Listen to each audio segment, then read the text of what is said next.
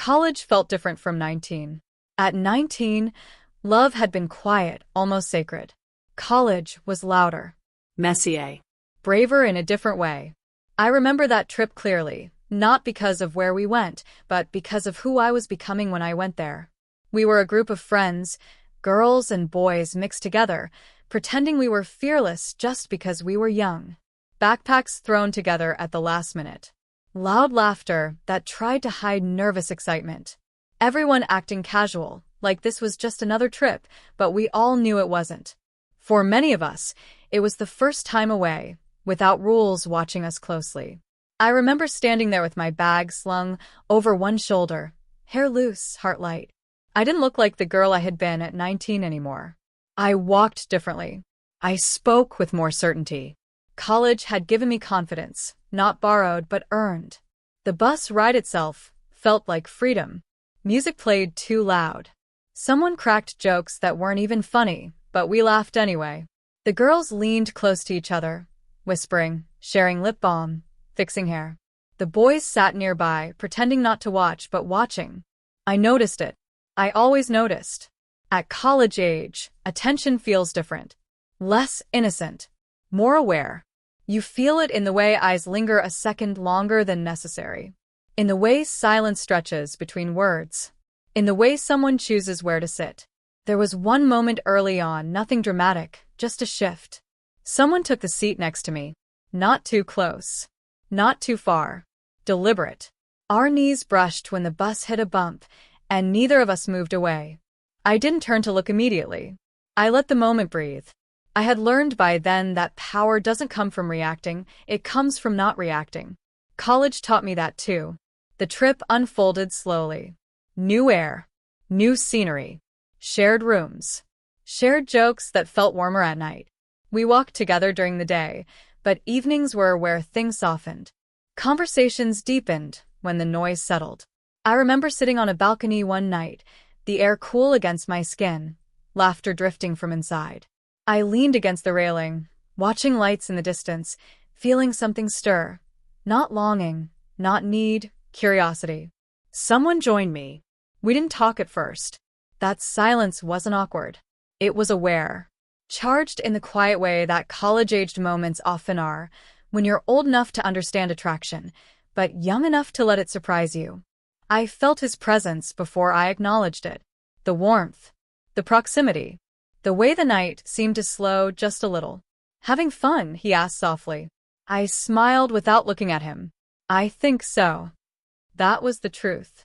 I wasn't overwhelmed. I wasn't searching. I was simply open.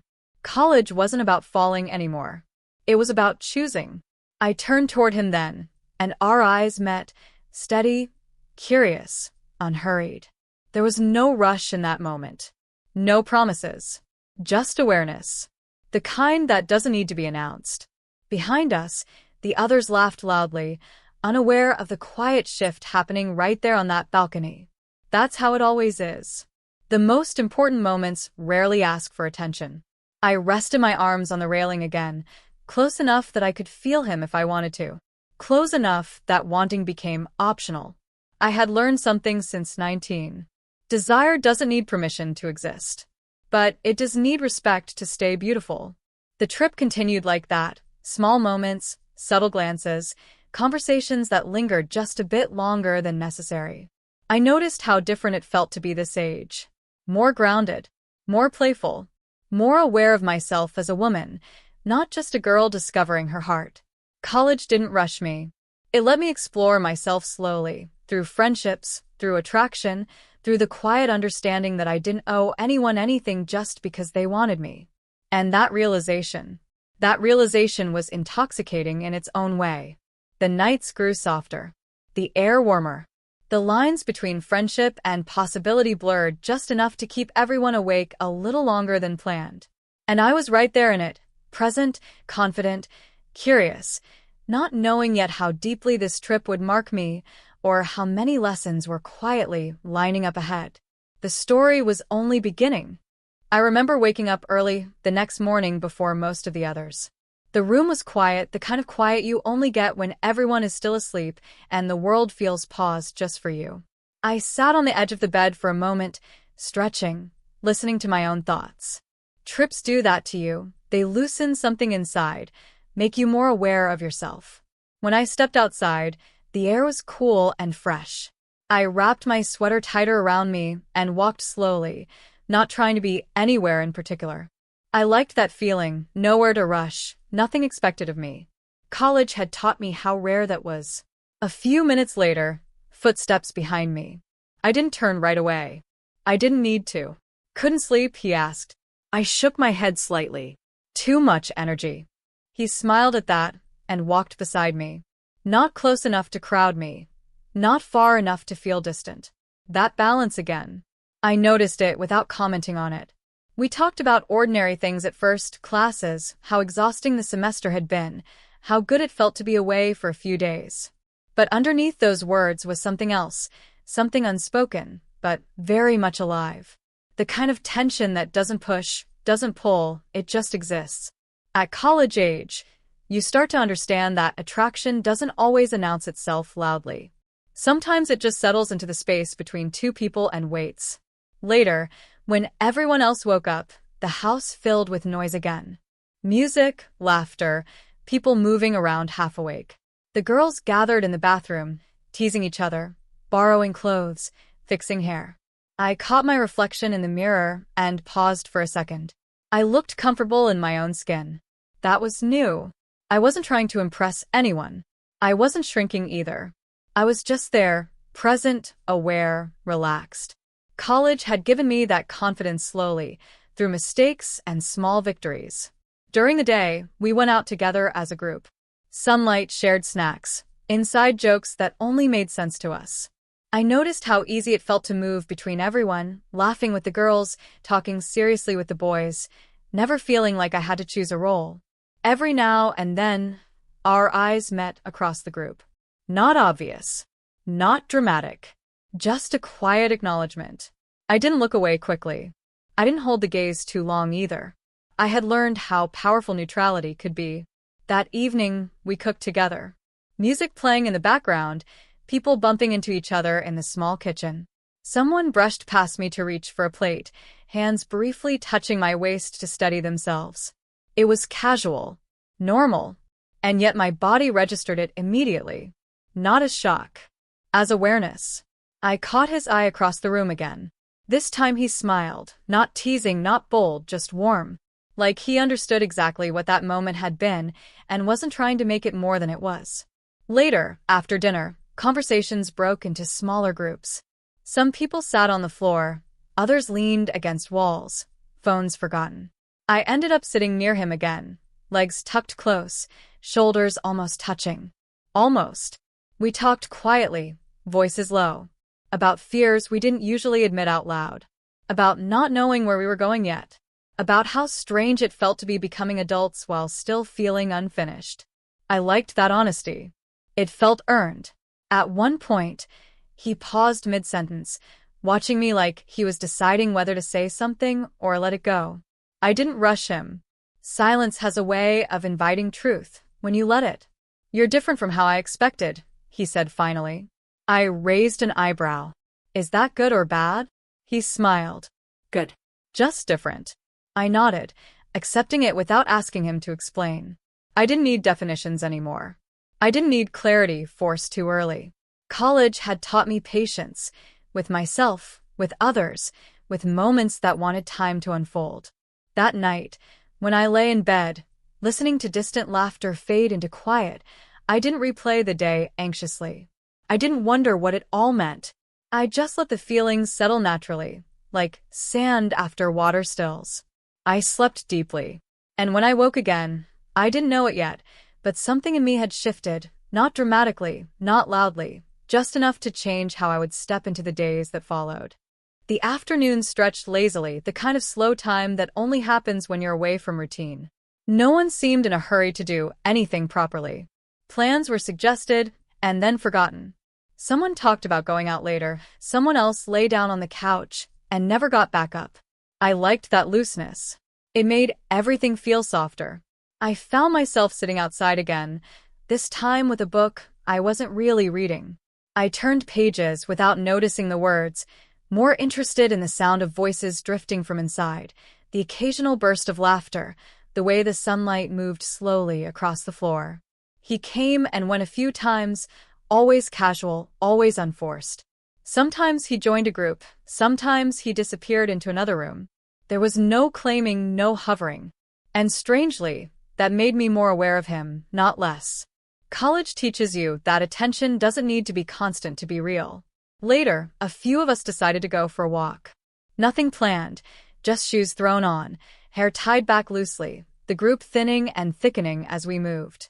I walked beside two of the girls at first, talking about nothing important. At some point, without any announcement, the space shifted, and he was next to me again. Our arms brushed as we walked. This time, it wasn't accidental. I didn't move away. He didn't move closer. That balance again.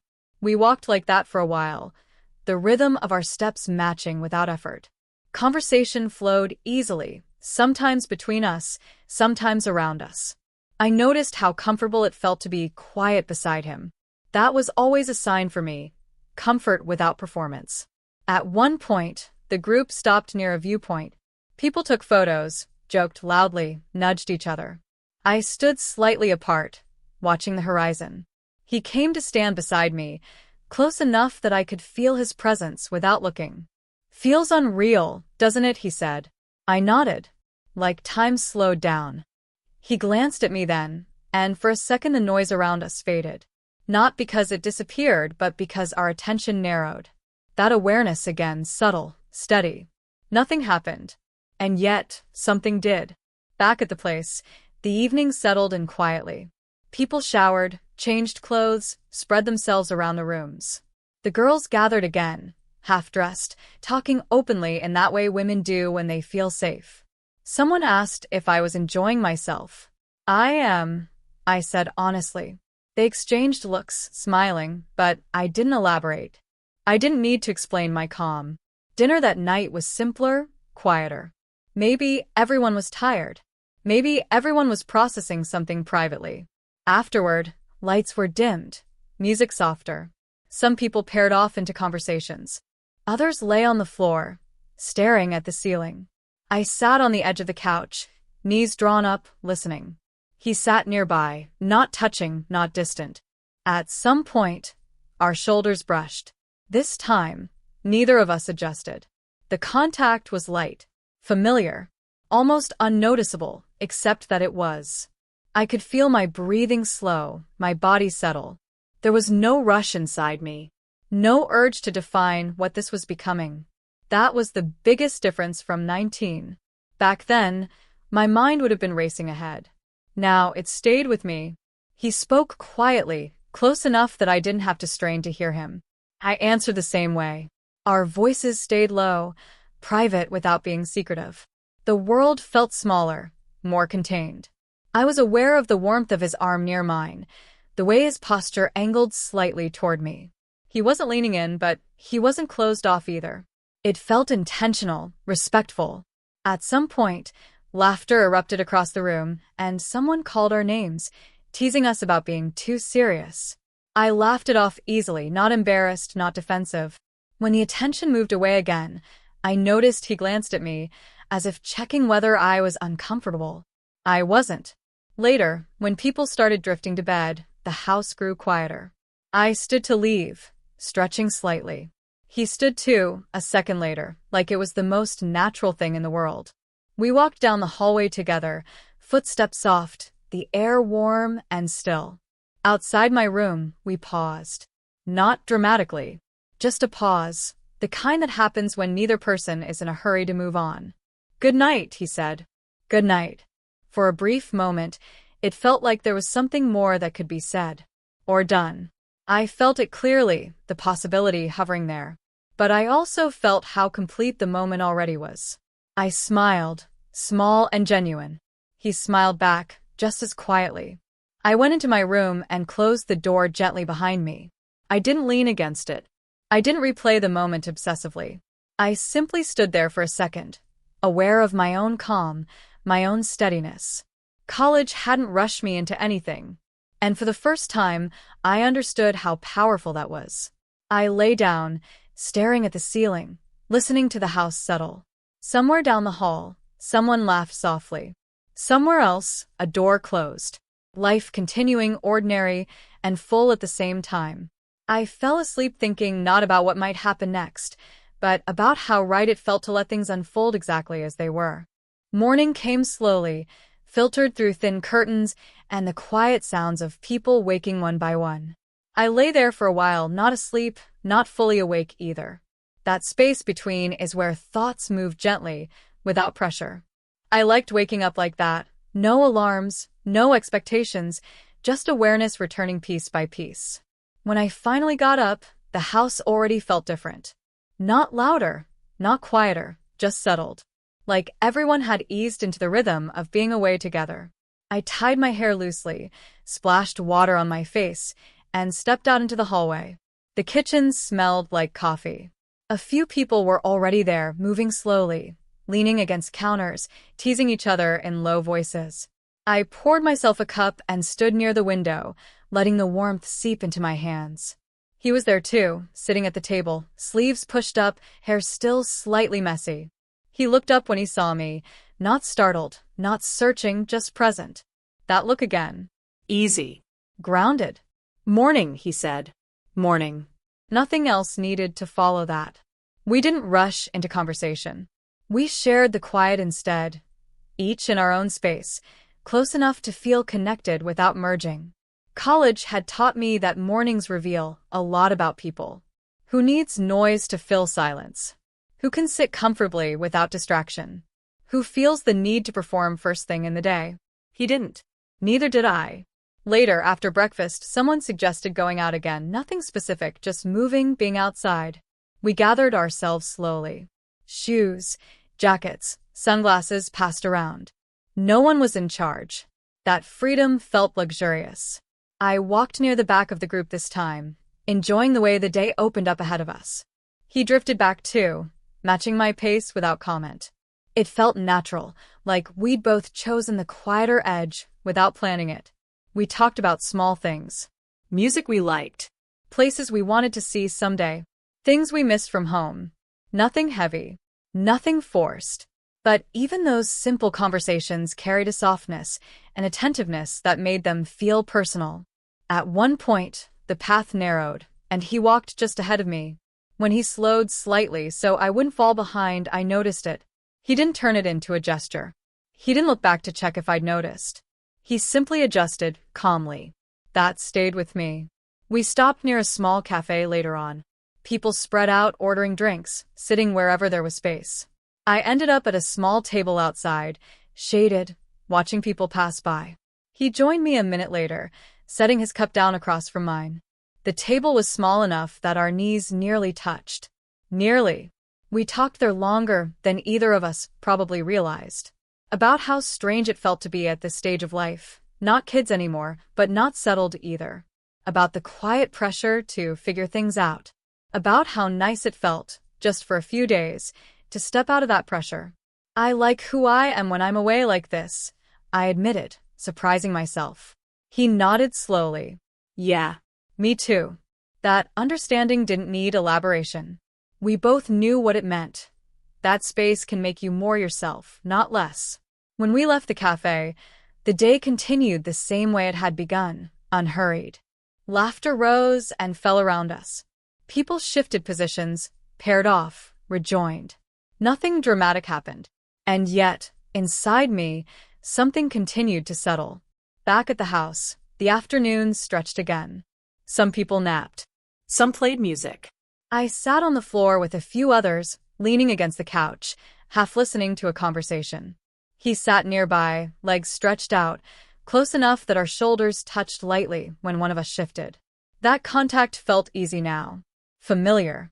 Like something we'd already agreed upon without words. At one point, he leaned in slightly to say something only I could hear. His voice was calm, steady. I felt the warmth of his presence without tension, without expectation. Just closeness. I realized then how different this felt from my earlier years. Back then, closeness would have sent my thoughts racing ahead, imagining outcomes, meanings, endings. Now, it didn't. It anchored me instead. I was learning something new about myself on that trip. Not how to fall, but how to stay present. As the sun lowered again, painting the rooms in softer light, I caught my reflection in the window. Relaxed posture, open expression, no guardedness. I didn't look like someone waiting for something to happen. I looked like someone already living inside the moment. That realization mattered. Dinner plans were discussed again, half seriously. Someone suggested cooking together, someone else suggested ordering in. No decision was made immediately. I watched the conversation unfold without feeling the need to steer it. He glanced at me once, briefly, like he was checking in. I met his eyes and smiled, small and certain. Whatever this was becoming, it didn't need help. It didn't need pressure. And that understanding, quiet, steady, deeply personal, stayed with me as the evening began to take shape once more. That evening settled into the house gently, like everyone had agreed, without saying it, that we would slow down. Lights were turned on one by one, softer than the night before. Music played low, not something to dance to, just enough to fill the spaces between voices. I changed into something comfortable, nothing planned, nothing meant to impress. When I came back out, the living room was scattered with people sitting wherever they found space, on the floor, the couch, leaning against walls. The energy wasn't loud anymore. It was warm. I took a seat near the window again, pulling my knees up, watching the reflection of the room in the glass. He sat across from me at first, talking with someone else, but every now and then I felt his attention drift back. Not staring, just checking in, the way people do when something feels familiar. Someone suggested a game. Nothing competitive, just something to keep hands busy and conversations moving. We shifted closer together, forming a loose circle. I ended up sitting beside him this time, close enough that our shoulders touched naturally. No hesitation. No adjustment. As the game went on, laughter came easily. I noticed how relaxed I felt, not guarded, not overly aware of myself. When his arm brushed mine, it didn't spark nerves. It felt settled, like a continuation of everything that had already been building quietly. At one point, he leaned in slightly to explain a rule I'd missed. His voice was low, meant only for me. I nodded, smiling, and didn't move away when he stayed close a second longer than necessary. College had taught me how to recognize intention without reading too much into it. Later, people drifted off again into smaller groups. Someone went outside to make a call. Someone else disappeared into a bedroom to nap, even though it wasn't late. The house felt lived in, shared. I stood to refill my drink, and he followed a moment later, not obviously, just naturally ending up in the same space.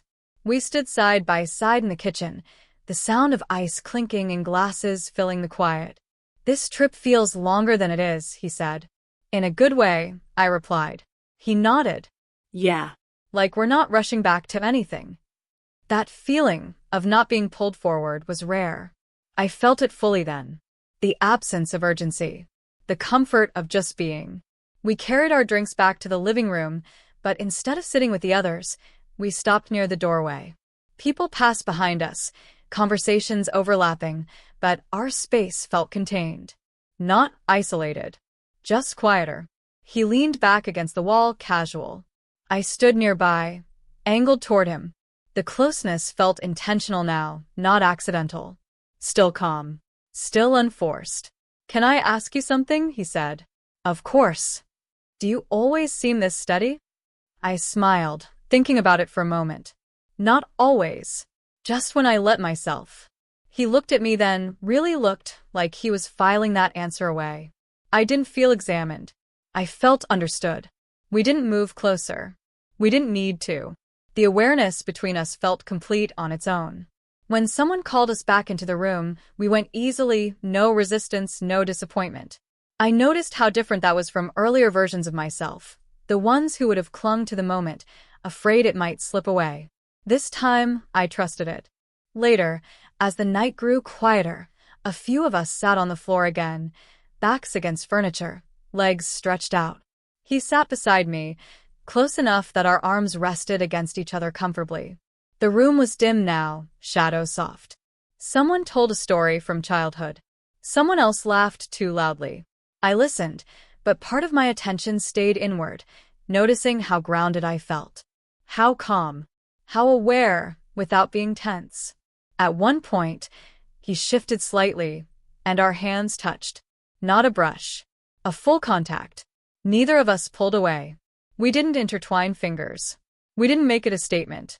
We simply let our hands rest there, warm, still. That was the moment I realized something important. I wasn't waiting for anything to happen. I was already where I wanted to be. After a while, people started yawning, stretching, announcing they were heading to bed. One by one, the room emptied. When I stood, he stood too, again without comment. We walked down the hallway together, the house quiet now except for distant murmurs. Outside my door, we paused, just like the night before. This time, the pause felt familiar, not tentative. "Sleep well," he said. "You too." There was a second where we both stayed still. I felt the option there, clear, undeniable. I also felt my own steadiness holding me in place. He smiled softly, like he understood exactly what I was choosing. I went into my room and closed the door gently. I didn't lean against it. I didn't smile to myself. I simply moved through the familiar motions of getting ready for bed, calm and unhurried. Lying there in the dark, I noticed how different my thoughts were from years ago. No spiraling. No overanalyzing. Just a quiet appreciation for the way the day had unfolded. College hadn't turned me into someone else. It had helped me arrive more fully as myself. And as sleep came, I knew, without needing to say it out loud, that whatever this trip was giving me, it wasn't about romance alone. It was about confidence, presence, Choice. that understanding stayed with me as the night deepened and the house finally went still. The next day didn't announce itself with excitement. It arrived quietly, almost carefully, like it didn't want to disturb whatever had been building inside me. I woke up before my alarm again, the room still dim, the air slightly cool. For a moment, I stayed where I was, listening to the house breathe, faint footsteps somewhere far away, the low hum of electricity, a door closing softly. I wasn't thinking about him immediately. That surprised me. I was thinking about myself, about how calm I felt, about how rare that kind of calm had once been for me. I got dressed slowly and stepped outside. The morning light was pale, gentle, not yet fully awake. I wrapped my arms around myself and took a deep breath, letting it settle in my chest. This trip had done something subtle to me. It hadn't shaken me. It had aligned me. A few minutes later, I heard footsteps behind me again. This time I turned before he spoke. "Morning," he said, his voice still low with sleep. "Morning." We stood there side by side, not filling the quiet. The view in front of us was simple. Nothing dramatic, but it felt enough. I noticed how naturally he matched my stillness, how he didn't try to turn the moment into conversation just to avoid silence. After a while, he said, "I like mornings here." "So do I replied. "They don't ask for much." He smiled at that, small and genuine. When the others woke up, the day slowly gathered energy. Coffee was made, toast burned slightly, someone complained jokingly about sleeping too little. The girls gathered around the table, hair messy, faces bare. The boys joined in, teasing, stretching, moving lazily. I felt part of it without dissolving into it. That balance again. Plans were finally made, not detailed, just agreed upon. We'd head out after breakfast, wander a bit, see where the day took us. No pressure. No schedule. I ended up sitting next to him in the car this time. Not because we planned it. It just happened that way. The drive was quiet, music playing softly, windows cracked open. Our arms rested close on the center console, not touching, but aware. I noticed how different this felt from past trips, past closeness. There was no need to prove anything. No internal dialogue running ahead of the moment. Just presence. We walked through streets we didn't know well, stopping when something caught our attention. Shops, viewpoints, small moments of shared curiosity. I found myself laughing easily, not thinking about how I sounded or looked. That ease felt earned. At one point, the group split briefly. Half of them stopped somewhere, the rest continued walking. I ended up with him again, just the two of us for a few minutes. It didn't feel sudden or charged. It felt natural. I don't usually feel this relaxed on trips, he admitted. Me neither, I said. Usually I'm counting time without realizing it. He nodded. Yeah.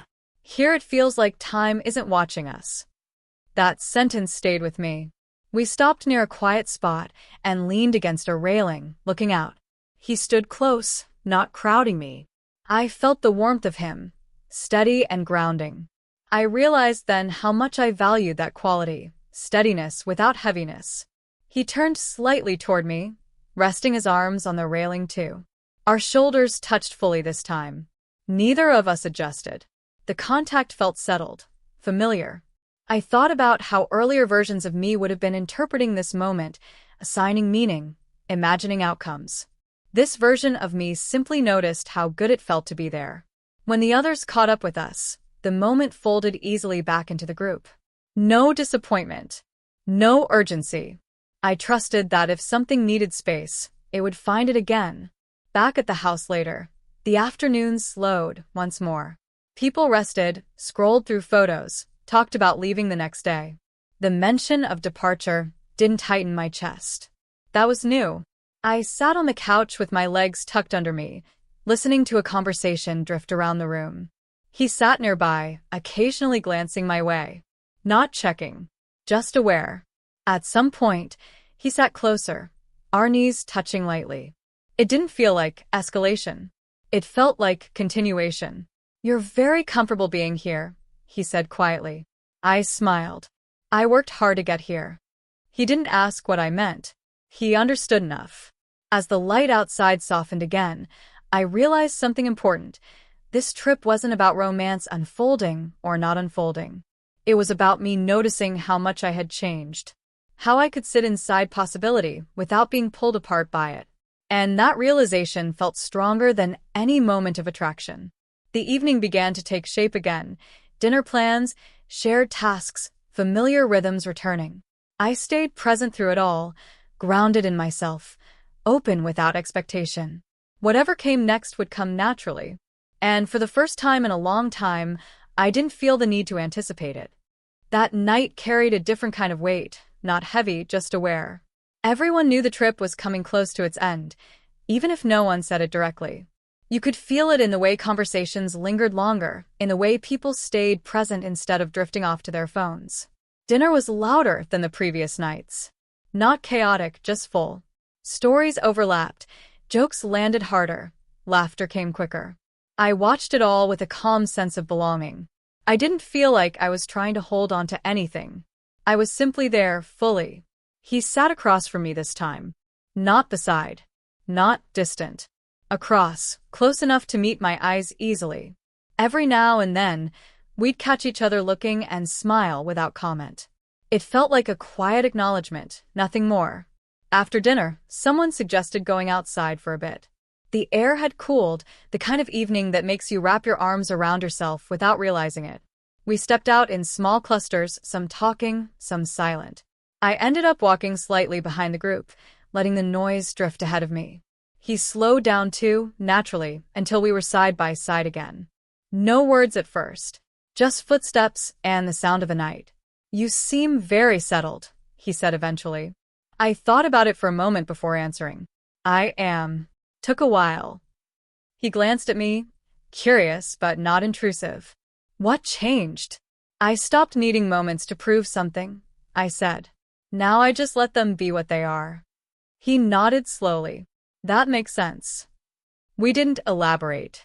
Some understandings don't need expansion. We reached a spot where the others stopped to talk. I leaned against the railing again, looking out at the dark. He stood next to me, close enough that our arms brushed occasionally when one of us shifted. This time, the contact felt intentional. Not bold, just honest. I rested my hands on the railing, feeling the cool metal under my palms. He mirrored the posture without thinking. That small synchronization made me smile inwardly. "You ever feel like trips show you who you are without your routines?" he asked. "Yes," I said immediately. And sometimes I like that version better. He looked at me then more openly than before. Not intense. Just clear. I like this version of you, he said. I didn't deflect. I didn't rush to respond. I let the words land fully before answering. I do too. That was enough. When we went back inside, the house felt warmer, fuller. Music was turned on again, low and familiar. Some people sat on the floor, others leaned into couches. I chose a spot near the edge of the room, comfortable. He joined me after a while, sitting close but not touching. Our knees were aligned, our shoulders angled toward each other. The closeness felt mutual, unspoken. We talked quietly while the room buzzed around us. About things we hadn't shared yet, not secrets, just truths we don't usually volunteer. Doubts about the future. The pressure to become something specific. The fear of choosing wrong. I listened as much as I spoke. I noticed how carefully he chose his words, how he didn't exaggerate or minimize. That mattered to me. At one point, someone joked loudly about how quiet we were being. I laughed easily, unbothered. He smiled too, relaxed. Later, when the night deepened and people began to drift off again, we stayed where we were. No rush. No avoidance. Our hands touched again, lightly this time, resting against each other on the cushion between us. He didn't grab. I didn't pull away. We let the contact exist, without commentary. That stillness felt intimate in its own way, not dramatic, not consuming, just present. I realized then how much I trusted myself in moments like this. I wasn't afraid of misreading signals. I wasn't afraid of wanting. I wasn't afraid of letting things unfold naturally. That trust was new, and it felt solid. Eventually, people stood, stretching, announcing they were heading to bed. The room emptied slowly. When I stood, he did too, again in that familiar rhythm we'd fallen into. We walked down the hallway together, not speaking much. Outside my door, we paused, not because we didn't know what to do next, but because we didn't need to rush it. Thanks for today, he said quietly. I smiled. I was going to say the same. We stood there for another second, aware of the space, the choice, the calm. I didn't feel pulled in either direction. I felt steady. He gave a small nod, understanding something I hadn't said. Good night, he said. Good night. I went into my room and closed the door softly. I didn't replay the moment. I didn't question it. I felt complete. As I lay down, listening to the quiet settle once more, I realized something important. This trip wasn't asking me to become someone new. It was showing me who I already was when I trusted myself enough to stay present. And that awareness stayed with me as sleep came, gentle and unforced, carrying me into the last stretch of this shared time without demanding anything more. The last full day arrived without ceremony. No one announced it. No one made a big deal out of time running out. But I felt it the moment I opened my eyes, that quiet awareness that this stretch of ease wouldn't repeat itself in quite the same way again. I didn't feel sad. That surprised me. I lay there for a bit, staring at the ceiling, listening to the sounds of the house waking up. Someone laughed down the hall. Someone dropped something in the kitchen. Life continuing, uncomplicated. I got up and dressed without thinking too much about it. Comfortable clothes again. Familiar now. When I stepped out, the hallway was already alive with movement. People passing each other, half conversations starting and ending, that soft chaos that comes from shared space. He was in the kitchen when I arrived, leaning against the counter, coffee in hand. He looked up when he saw me and smiled, not wide, not playful, just present. I returned it easily. Morning, he said. Morning. We stood there for a moment, not rushing into talk. I noticed how natural that felt now, how little effort it took to be around him. No tension. No performance. Just alignment. Breakfast stretched longer than usual. People lingered, sat back down after standing, refilled cups they didn't need. The idea of leaving hovered quietly in the background, unspoken but understood. Someone suggested we go out one last time, nothing specific, just a walk, maybe something small to remember the place by. We agreed easily. I walked near the middle of the group at first, chatting with one of the girls about classes starting again soon. At some point, without realizing exactly when, he was beside me again. Our steps matched the pace easy. I noticed how often that had happened on this trip. Not planned. Not intentional. Just consistent.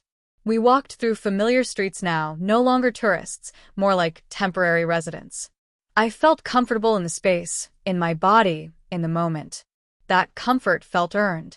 At one point, we stopped near a quiet spot again, not the same one as before, but similar.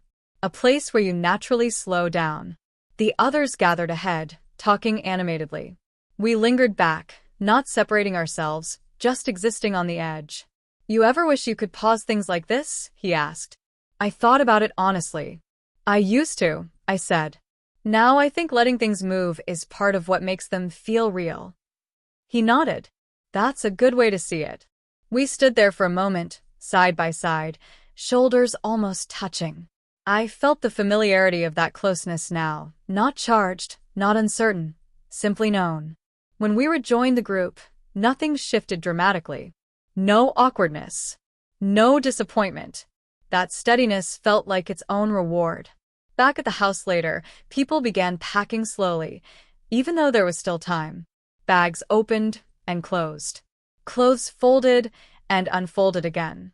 Music played quietly in the background. I sat on the floor near my bag, organizing without urgency.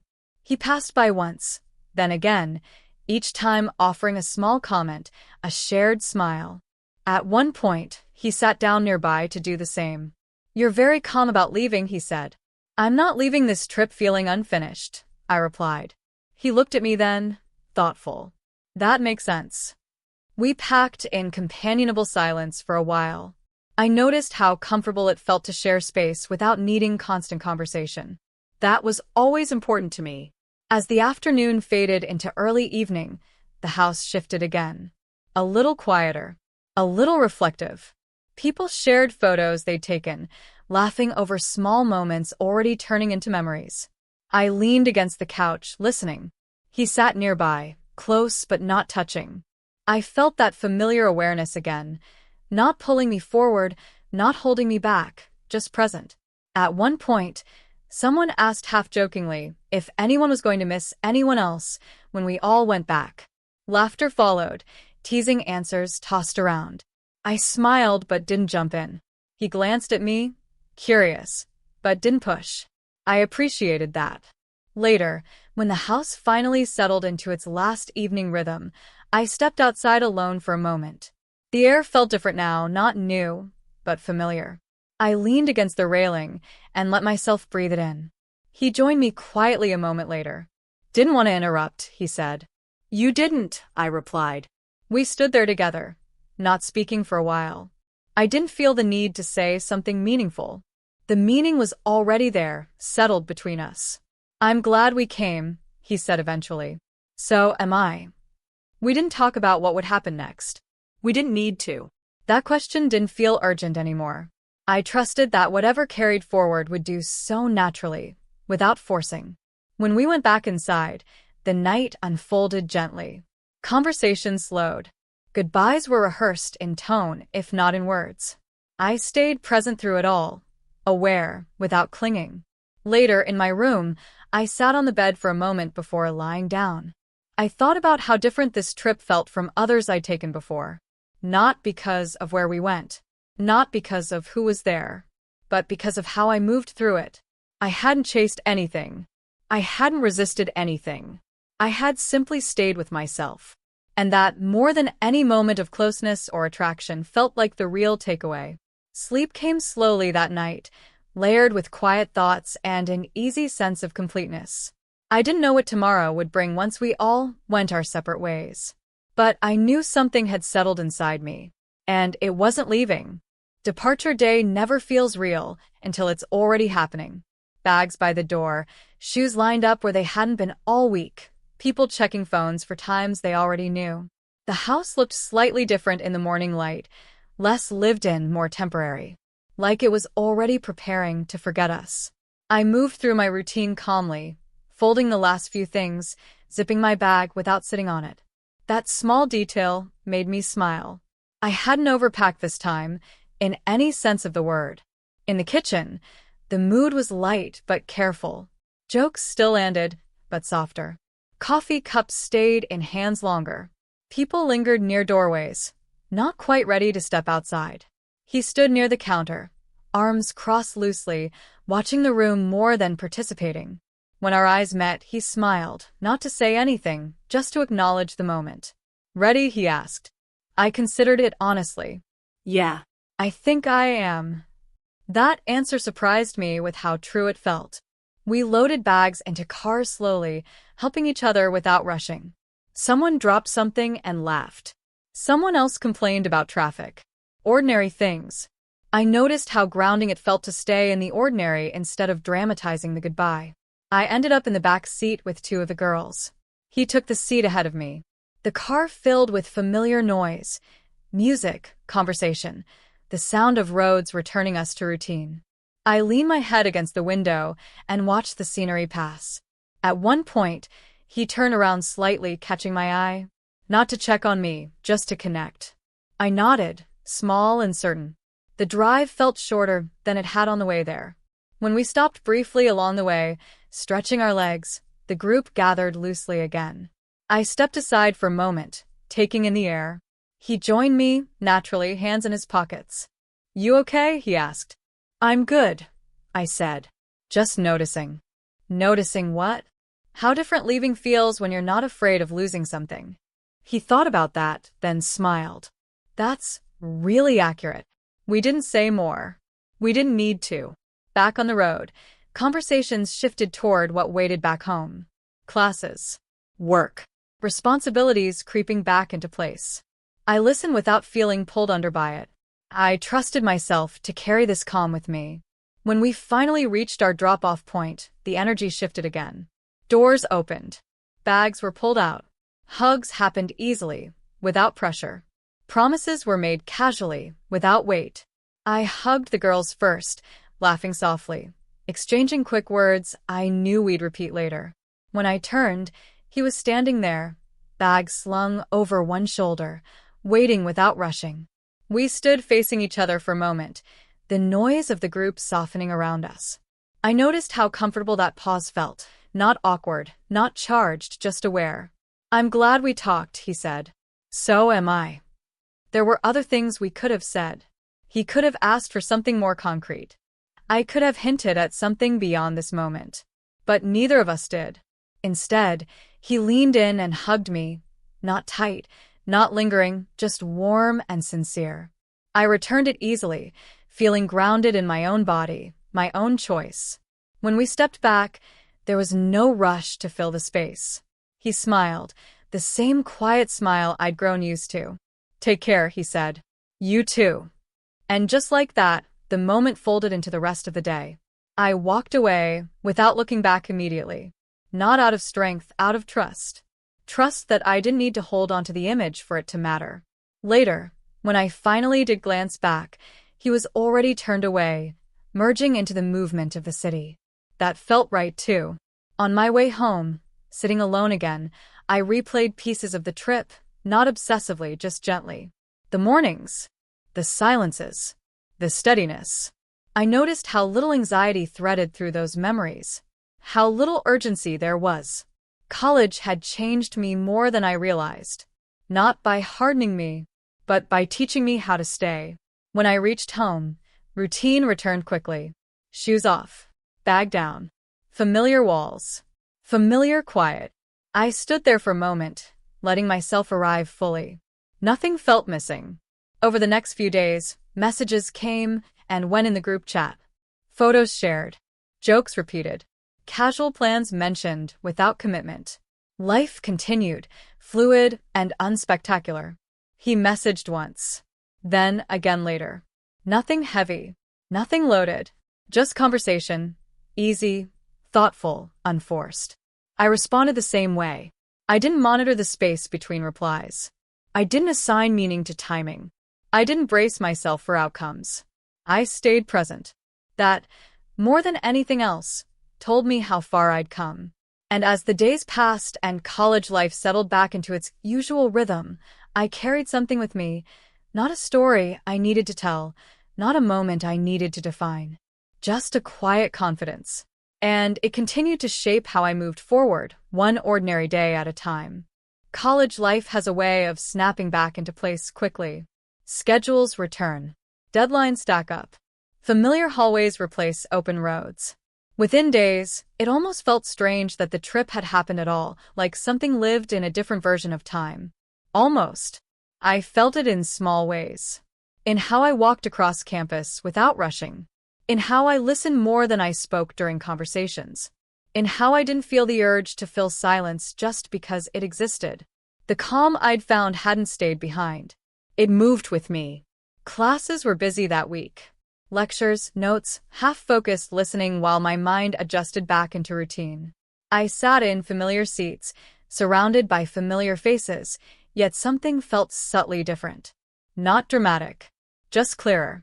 I noticed him before he noticed me. Across the courtyard, walking with friends, laughing at something I couldn't hear. He looked the same, relaxed, casual, but my reaction wasn't the same as it might have been before. There was no spike of anticipation, no sudden self-consciousness, just recognition. When our eyes met, we smiled. Easy, natural. He walked over, stopping at a comfortable distance like he always did. "How's real life treating you?" he asked. I laughed softly. Still real, just louder. He nodded. Yeah. That sounds right. We stood there for a moment, the campus noise moving around us. People passed, conversations overlapped, life carried on. And yet, the space between us felt unhurried. "Coffee later?" he asked. "Sure," I said. "After my class." He didn't push for details. He didn't wait around. He trusted the answer and moved on. I watched him leave, noticing how that trust felt mutual now. The cafe was busy when we met later. We found a small table near the window, sunlight cutting across it in soft lines. I noticed how natural it felt to sit across from him in this setting, not tucked away, not private, just part of everyday life. We talked about classes, professors, how quickly the semester seemed to be moving.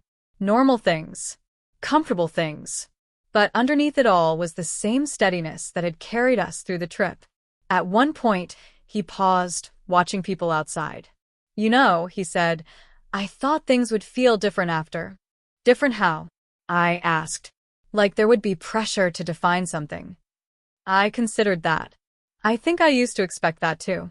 And now I don't feel rushed, I said honestly. And that feels better than clarity ever did. He smiled at that, thoughtful. I like that. We didn't talk about what we were or weren't. We didn't need to. The absence of labels didn't create uncertainty. It created room. Over the next weeks, that rhythm continued. Sometimes we talked every day. Sometimes days passed with nothing more than a brief message. Neither of us kept score. Neither of us pulled away. We studied together once, sitting across from each other in the library, books open, conversation low and occasional. I noticed how focused I felt, how little distraction there was in his presence. That surprised me. Another time, we walked across campus together at night, the air cool, lights reflecting off wet pavement after a brief rain.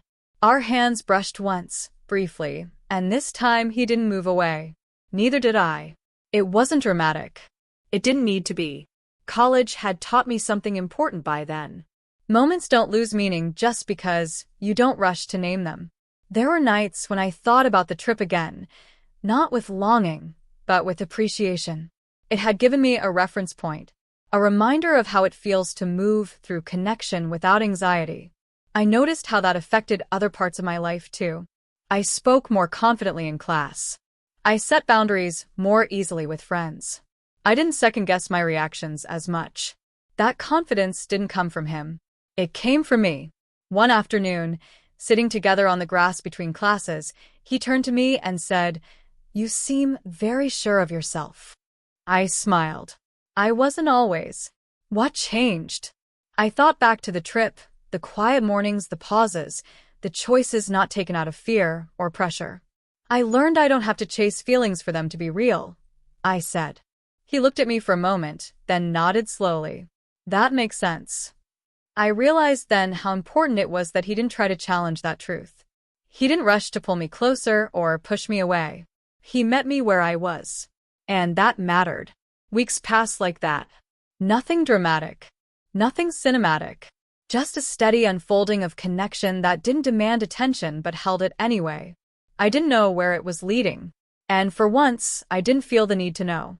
College had given me many lessons, but this one stood out quietly above the rest, that being present doesn't mean standing still. It means moving forward without forcing direction. And I kept moving, grounded, attentive, open, letting whatever came next find me naturally, without needing to be chased. By mid-semester, the campus had fully reclaimed its usual pace. People moved faster, talked louder, complained more. Deadlines crept closer. Coffee cups multiplied. And yet, inside me, something remained unhurried. I noticed it most during moments that used to make me anxious: presentations, group discussions, decisions I couldn't fully control. I didn't tense the way I once had. I didn't rush to prove myself. I trusted that I would arrive where I needed to in my own time. He noticed it too. We didn't see each other every day anymore. Not because anything had changed between us, but because life had filled back in. And strangely, that space didn't weaken what we had, it clarified it. When we did cross paths, it felt intentional rather than habitual. One afternoon, we ended up walking together after class, the sky heavy with clouds that threatened rain. We didn't hurry. We never did. "You seem lighter," he said, almost to himself. I glanced at him. "I feel lighter." He smiled. "That's rare around here." I laughed softly. Maybe people forget they're allowed to be. We stopped under an awning as rain finally started to fall. It wasn't heavy, just enough to slow everything down. Students gathered around us, checking phones, adjusting bags, waiting it out. We stood close, not touching, the sound of rain filling the space. I noticed how comfortable I felt in that closeness now. No anticipation, no uncertainty, just presence. "You know," he said after a moment, "I've been thinking about that trip." "So have I." Not in a nostalgic way, he added quickly. More like, it showed me how I want things to feel. I understood exactly what he meant. Me too. We didn't say what that meant specifically. We didn't need to. It felt enough to acknowledge the shared understanding.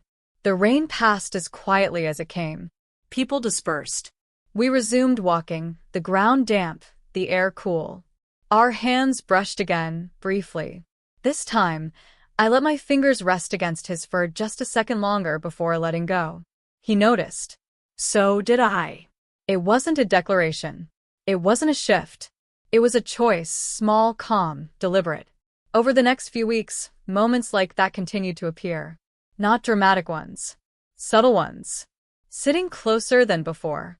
Letting silence stretch a little longer. Choosing honesty over cleverness.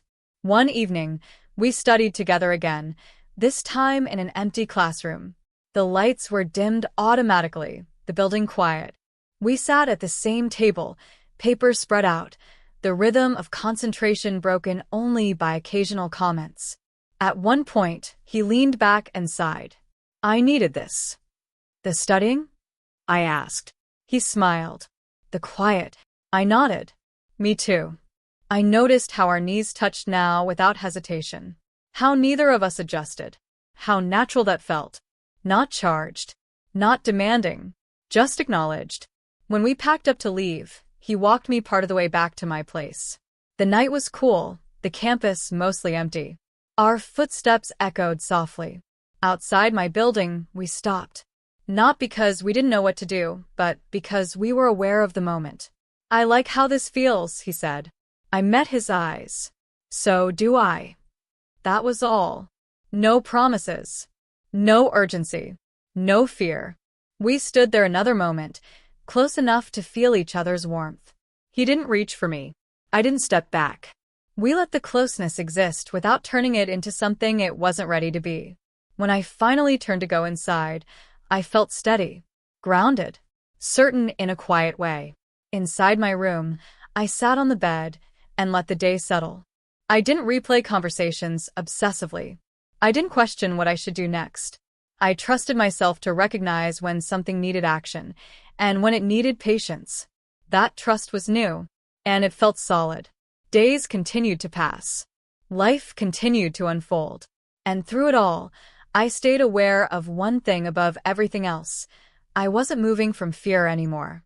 I was moving from choice. And that changed how everything felt. As the weeks went on, something settled into place without either of us naming it. We didn't announce a shift. We didn't mark a beginning. Things simply began to feel consistent. Not predictable, just grounded. We started meeting more intentionally. Not every day, not out of habit, but because we wanted to. Sometimes it was coffee between classes. Sometimes a late walk when the campus quieted down and the buildings felt almost hollow.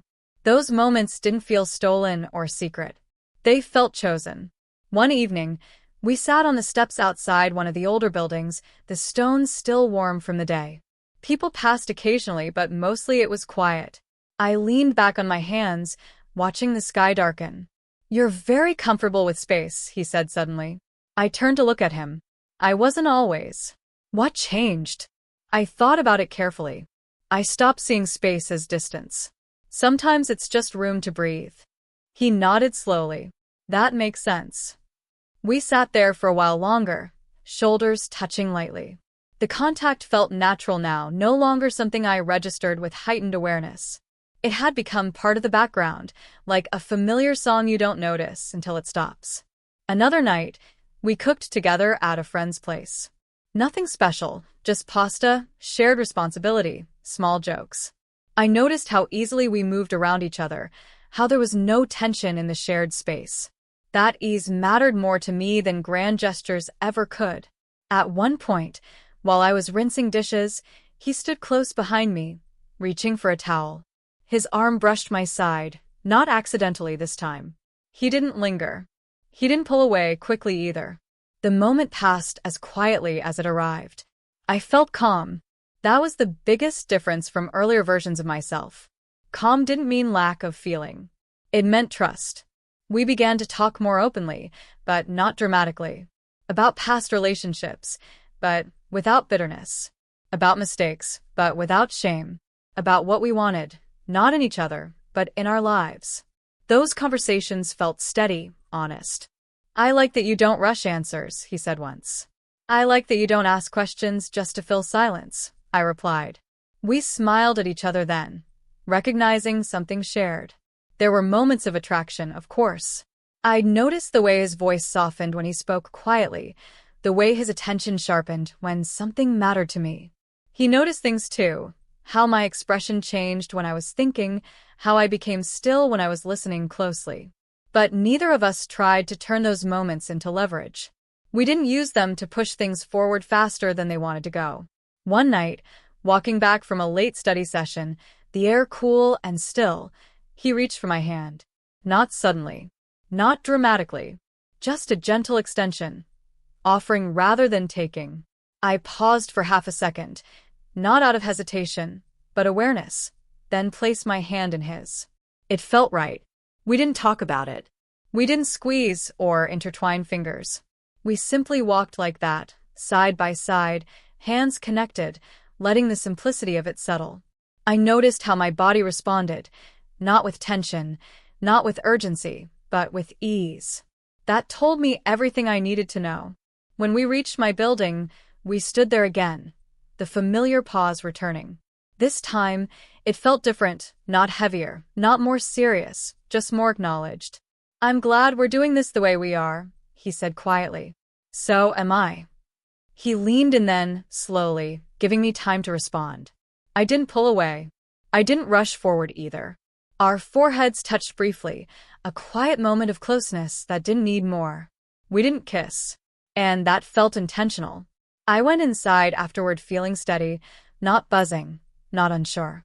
I sat on my bed and let the moment rest where it belonged, not elevated, not minimized, simply accepted. In the days that followed, nothing collapsed. Nothing accelerated uncontrollably. We continued as we were, just slightly closer now, the connection acknowledged but not consumed by definition. I realized then how different this felt from anything I'd known before. There was no anxiety about losing momentum, no fear of moving too slowly, no need to check whether the other person was on the same page. We were writing the page together. College life continued around us, busy and loud and demanding. But inside that noise, I carried a quiet certainty, not about outcomes, not about forever, but about myself. I trusted my timing. I trusted my instincts. I trusted that I didn't need to rush to keep something real. And that trust stayed with me, shaping each moment as it came, letting the connection deepen naturally, not because it was being pushed forward, but because neither of us was holding it back. There comes a point when a story no longer needs to keep unfolding to feel complete. Not because everything is finished, but because something inside has settled into place. That's how this chapter ended for me. Not with a dramatic moment. Not with a promise spoken out loud. But with a quiet knowing. I didn't need to ask where things were going. I didn't need reassurance wrapped in words. I had learned to trust what felt steady instead of what felt loud. And that trust didn't come from him alone. It came from the way I had learned to stand in my own life. College gave me many things: lessons, pressure, friendships, mistakes. But this experience gave me something deeper. It showed me how connection can grow without urgency, how closeness can exist without possession, how attraction can feel safe when you don't abandon yourself inside it. Whatever happened after, whether paths stayed aligned or slowly drifted, it didn't erase what was learned. I carried it forward into everything that followed, into how I chose people, into how I listened to myself, into how I allowed space without fear. That's what stayed. Not a relationship defined by labels, not a memory frozen in time, but a way of being calm, present, honest. And that, more than anything, changed how I loved from that point on. If this story resonated with you, if it reminded you of a time when you were learning who you were, or showed you a quieter way to look at connection, subscribe this channel for more.